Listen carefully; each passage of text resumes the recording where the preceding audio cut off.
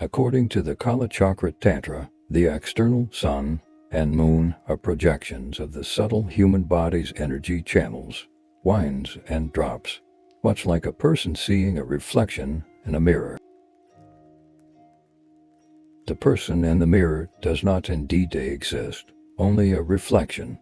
Similarly, the movements of outer planets are external reflections of the internal patterns of energy channels, winds and drops. Some adepts in the practice of internal energy can accurately predict the waxing and waning of the moon.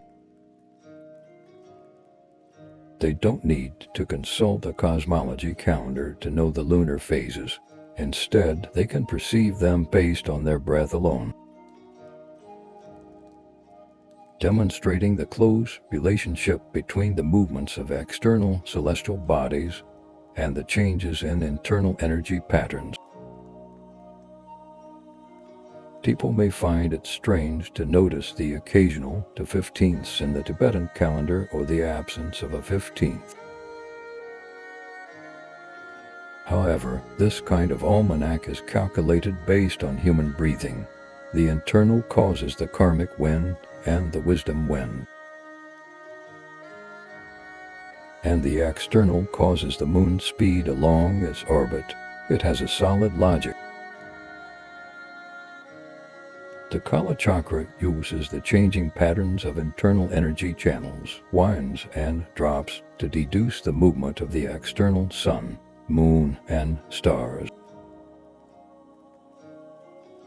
Conversely, by observing the changes in external celestial bodies, we can infer the conditions of internal energy patterns.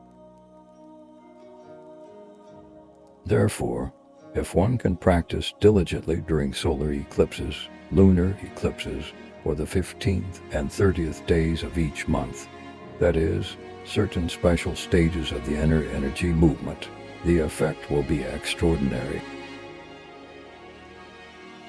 Why are eclipses and other days important for Dharma practices? Tibetan Buddhism believes that a person breathes approximately 21,600 times a day, 15 times per minute, with the vast majority being karmic winds and pure, distracted factors, and very few being wisdom winds opposite of karmic winds. But on these special holy days, most karmic winds turn into wisdom winds. Therefore, the Dharma practice these days will yield results beyond regular times. Sometimes, solar or lunar eclipses are visible from one hemisphere and not from the other, but whether visible or not, engaging in virtuous deeds, such as reciting scriptures, releasing animals, or any other good deeds during these days will accumulate significant merit, affording a unique way to accrue spiritual wealth. During solar or lunar eclipses, the period from onset to complete recovery typically lasts several hours. Preparing for spiritual practice is crucial. Sleep is not an issue during this time, and one should sleep late or wake up early if necessary. If one doesn't have a specific deity practice, practicing Vajrasattva, making strong repentances, or reciting the mantra of Amitabha Buddha are all very important during these times.